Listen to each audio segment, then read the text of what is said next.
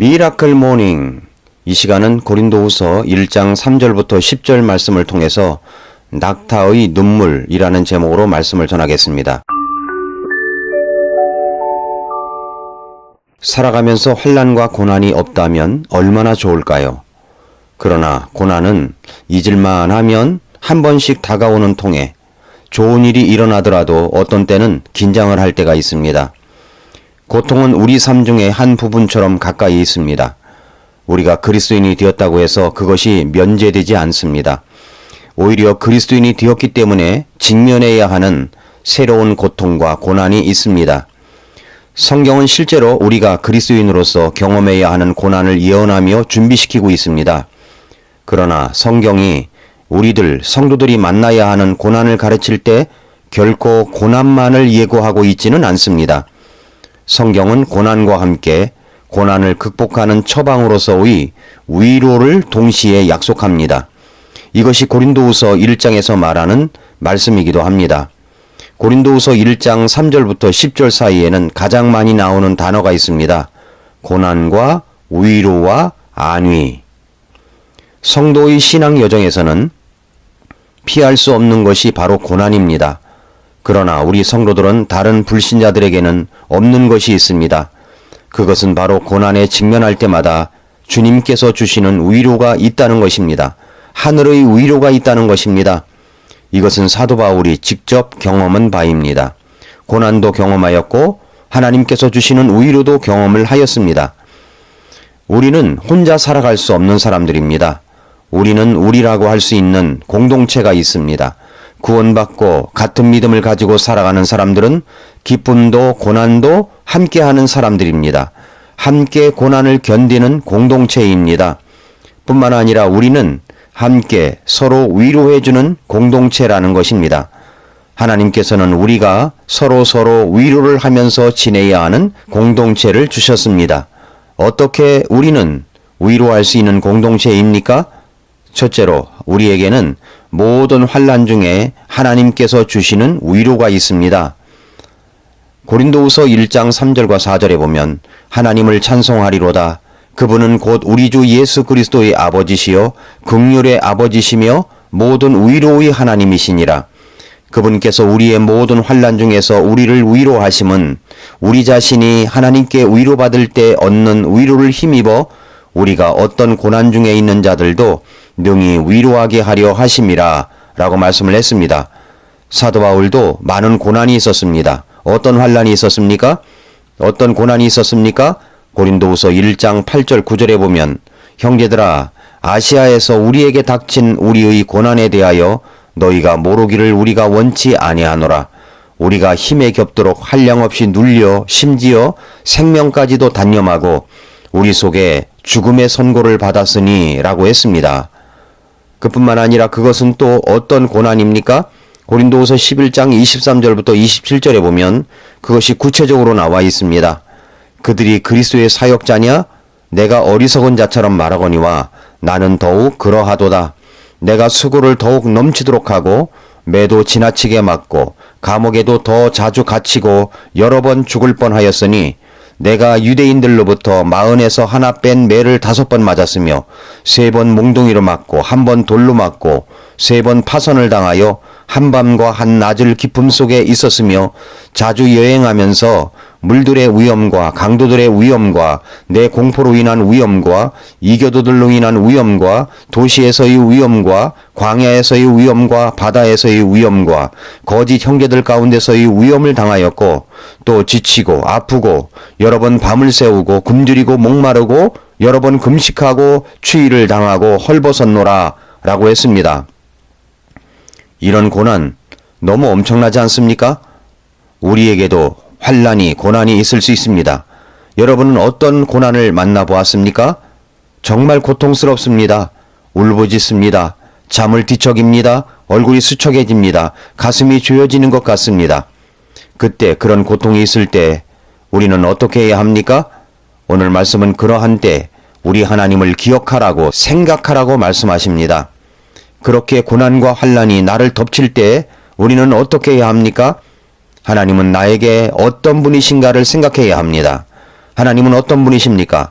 고린도 후서 1장 3절은 그 하나님이 어떤 분이신가에 대해서 말씀하고 있습니다.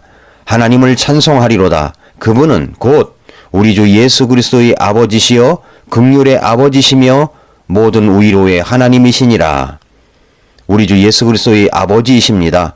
긍휼의 아버지이십니다. 모든 위로의 하나님이십니다. 견디기 힘든 고통이 나를 누를 때 하나님을 생각하고 하나님을 찬양하시기를 바랍니다. 이런 환난 속에서 다행스러운 것은 그런 우리들에게 우리 하나님은 나에게 다가오셔서 위로해 주신다는 말씀입니다. 그렇게 위로를 받아보신 적이 있습니까? 저는 있습니다. 고통 가운데 있을 때 저를 위로해 주시는 하나님의 터치를 경험한 적이 있습니다. 한밤중에 잠을 못 이루고 뒤척일 때 조용히 다가와 손잡아 주시는 주님을 느낄 수가 있었습니다. 환난 속에서 하나님의 위로를 경험한 경험이 있습니까? 사도 바울은 확신 있게 말합니다.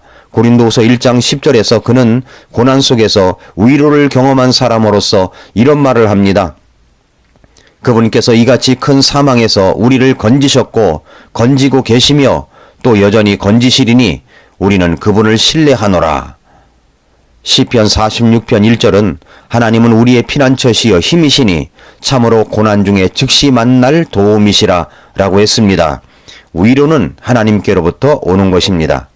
둘째로 우리에게는 하나님께 받은 위로를 가지고 고난 중에 있는 자들을 위로하는 위로가 있습니다. 고린도후서 1장 4절 5절에 보면 그분께서 우리의 모든 환난 중에서 우리를 위로하심은 우리 자신이 하나님께 위로받을 때 얻는 위로를 힘입어 우리가 어떤 고난 중에 있는 자들도 능히 위로하게 하려 하심이라. 그리스도의 고난이 우리 안에 넘치는 것 같이 우리의 안위도 그리스도로 말미암아 넘치는도다 라고 했습니다. 하나님의 직접적인 위로를 받은 사람은 또 다른 사람을 위로합니다. 여러분은 낙타의 눈물이라는 것을 들어보셨습니까? 눈물은 영혼이 있는 인간만이 가지고 있는 것일까요? 아니면 동물들도 눈물을 흘릴까요? 도수장으로 끌려가는 소들은 감정은 없어도 눈물을 흘리는 것처럼 보인다고 합니다. 낙타가 눈물을 흘린다는 이야기를 들어본 적이 있으십니까? 낙타가 눈물을 흘린다는 말을 들어본 적이 없습니다. 그러나 낙타도 운다는 것입니다. 낙타는 어느 때 왜 눈물을 흘리는 것일까요? 낙타는 사막의 가열한 환경 속에서 살아남기 위해 특별한 생명장치를 지니고 있는 짐승입니다. 등에 물주머니에 구실을 하는 혹이 있거나 모래바람을 막는 긴 속눈썹이 있습니다. 또한 성격이 특이합니다. 프랑스 말에도 낙타 같은 사람이라고 하면 이기주의를 가리키는 욕이라고 합니다. 성경에서도 낙타를 긍정적으로 쓴 것 같지는 않습니다. 부자가 천국에 들어가는 것보다 낙타가 바늘기로 들어가는 것이 더 쉽다고 하였습니다. 낙타는 사막 지역에서는 없어서는 안 될 짐승인데도 양처럼 인기가 있는 짐승은 아닌 것 같습니다.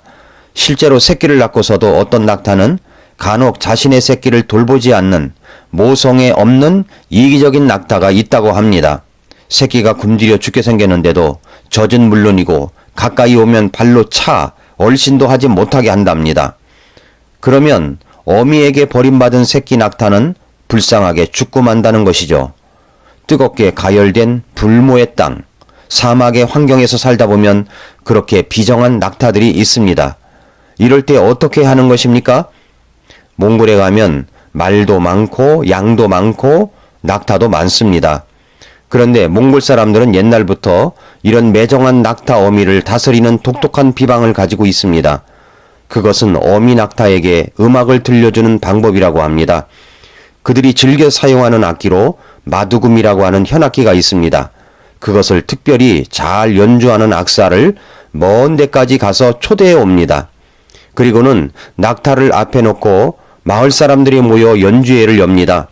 마두금 연주에 맞춰 그 마을에서 가장 연장자인 할머니가, 즉 자식 손자를 많이 키워본 여인이 노래를 부릅니다.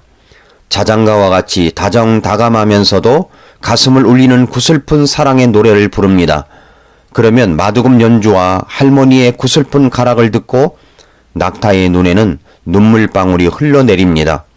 그렇게 눈물을 실컷 쏟은 낙타는 모성애를 되찾아 제 새끼의 젖을 물리고 정을 들여 잘 키운다는 것입니다. 감동이라는 말을 한자어로 써보면 감은 느낀다는 것이고 동은 움직인다는 것입니다. 느껴야 움직인다는 것입니다. 사람도 동물도 느껴야 움직입니다. 이 감동을 주는 힘이 바로 음악이고 예술이고 따뜻한 격려여 위로입니다. 삭막한 사막지대에서 불어오는 모래바람이 아닌 마두금에 떨리는 선율과 여인의 정감 있는 노랫소리는 돌처럼 굳고 차가웠던 낙타의 가슴을 움직이는 따스한 바람이 됩니다. 숨어있던 모종이 눈 부비고 깨어나 잊혀졌던 사막의 모래알을 적십니다. 아무리 살기 힘든 가혹한 환경이라고 해도 음악은 그것을 초월해 생명의 초원을 창조해냅니다. 그렇습니다. 그래서 사도 바울은 고린도후서 1장 3절을 말씀한 것이라고 생각합니다. 하나님을 찬송하리로다. 그분은 곧 우리 주 예수 그리스도의 아버지시여 긍휼의 아버지시며 모든 위로의 하나님이시니라. 생각의 힘보다 더 크고 깊은 느낌의 힘이 있습니다. 그렇게 받은 위로를 가지고 우리는 또 다른 사람을 위로할 수 있습니다. 위로 전달자가 되는 것입니다. 셋째로 우리에게는 하나님만 신뢰하도록 도우시는 위로가 있습니다. 고린도서 1장 9절부터 10절에 보면 우리 속에 죽음의 선고를 받았으니 이것은 우리가 우리 자신을 신뢰하지 아니하고 죽은 자들을 일으키시는 하나님을 신뢰하게 하려 함이라. 그분께서 이같이 큰 사망에서 우리를 건지셨고 건지고 계시며 또 여전히 건지시리니 우리는 그분을 신뢰하노라 라고 했습니다. 왜 고난이 있습니까? 왜 환난이 있습니까? 고난과 환난이 없으면 우리는 무엇이든지 내가 잘할 수 있다고 생각하며 하나님을 뒤로하고 내 자신만 믿고 까부는 경향이 있습니다. 그러나 인생은 연약하다는 것을 알 때가 언제입니까? 바로 고난이 올 때입니다. 고통이 올 때입니다. 그때 우리는 비로소 깨닫습니다. 아, 나만 믿고 환경만 믿고 살아간다는 것은 너무 허망한 것이구나. 그래서 우리는 주님을 신뢰합니다. 우리 자신을 신뢰하지 아니하고 죽은 자들을 일으키시는 하나님의 능력을 신뢰하게 하시려고 하시는 것입니다. 그래서 이렇게 선언할 수 있습니다. 그분께서 이같이 큰 사망에서 우리를 건지셨고 건지고 계시며 또 여전히 건지시리니 우리는 그분을 신뢰하노라. 사랑하는 애청자 여러분, 매정한 낙타도 눈에 눈물이 날 정도로 마음의 위로를 받으면 자기 자식을 돌보는 원래의 자리로 돌아갑니다. 아무리 매정한 사람이라고 할지라도 우리 주님께서 주시는 진정한 위로를 받으면 눈물이 있는 사람이 되고 또 다른 사람을 위로해주며 하나님만 신뢰하며 살아가는 것입니다.